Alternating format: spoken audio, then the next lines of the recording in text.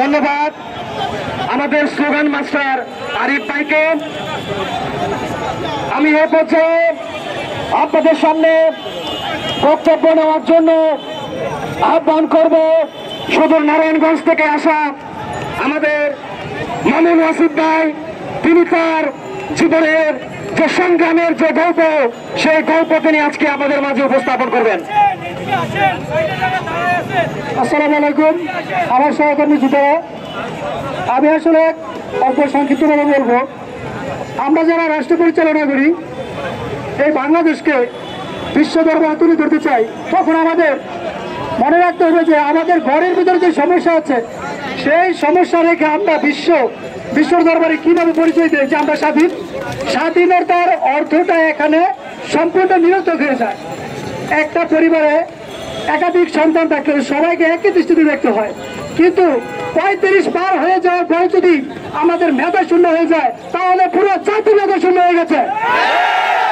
আমাদের যারা নেতৃত্ব দিচ্ছে, যাদেরকে আমরা অভিভাবক হিসাবে মানি, আমাদের বুকে গুলি চালিয়ে যারা এই দেশ ছেড়ে পালিয়েছে, তাদের মতন যদি আপনারা হন, তাহলে গুলি চালান। আমরা আছি বাংলাদেশে। 35-এর পরে আমাদের যারা উপদেষ্টা আছে অন্তর্বর্তীকালীন সরকারের, তাদের কার বয়স 35-এর উপরে না। তারা কি মেধাশূন্য হয়ে গেছে? যদি তারা মেধাশূন্য হয়ে যায় 35-এর পরে, তাহলে আমাদের আর 35-এর দরকার নেই। আমরা এখানে এসেছি, আমরা আমাদের দাবি, আমাদের যৌক্তিক দাবি, আমরা স্বাধীন বাংলাদেশের 2024-এর বাংলাদেশে আমাদের দাবি আমরা আদায় করে তারপরে ঘর ফিরবো ইনশাল্লাহ। আমরা মরতে শিখেছি, আমরা রক্ত দিয়েছি। একটা আবু সাঈদ শহীদ হয়েছে, একটা আবু সাঈদের রক্তে এই বাংলাদেশের স্বৈরশাসীদের পিপাসা মিটে নাই। আমি মামুন, এখানে আরিফ, এমন হাজারো মামুন ওয়াসিফ, এমন হাজারো আরিফ আছে, যাদের রক্তে আমরা আবার মুক্ত করে দিয়ে যাবো। আবার আবু সাঈদ আসবে। মিরপুর কি মেয়েরা দামন, শুভেচ্ছার স্বাগত। মিরপুর কি মেয়েরা দামন, শুভেচ্ছার স্বাগত।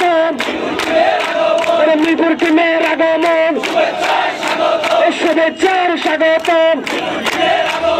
মিরপুরের মাটি 35-এর ক্যারিয়ার ম্যাপে আগমন, শুভেচ্ছার স্বাগত।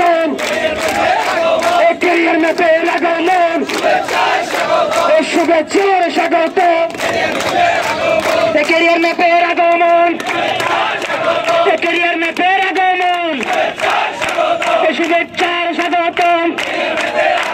35-এর পক্ষ থেকে লাল গোলাপ শুভেচ্ছা। 35-এর পক্ষ থেকে, টিসির পক্ষ থেকে